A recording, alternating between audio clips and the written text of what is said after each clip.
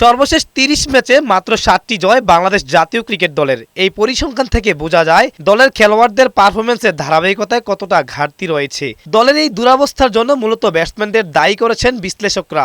এমন বাজে পারফরম্যান্সের কারণে দেশের ক্রিকেট থেকে মুখ ফিরিয়ে নিচ্ছেন অনেক ভক্ত। কেন বারবার হারছে বাংলাদেশ? পরাজয়ের বৃত্তে কেন আবদ্ধ জাতীয় ক্রিকেট দল? এই প্রশ্নের উত্তর খুঁজতে গিয়ে সাবেক প্রধান নির্বাচক মিনাজুল আবেদীন নান্নু দায়ী করেছেন ব্যাটিংয়ের ধারাবাহিক ব্যর্থতাকে।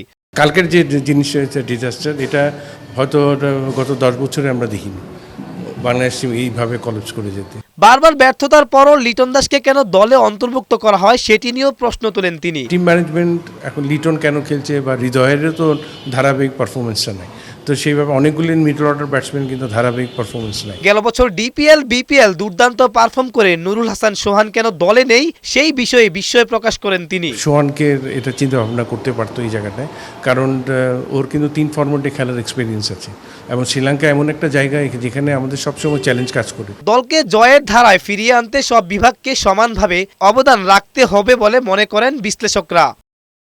সৈয়দ আহমেদ, বৈশাখী সংবাদ, ঢাকা।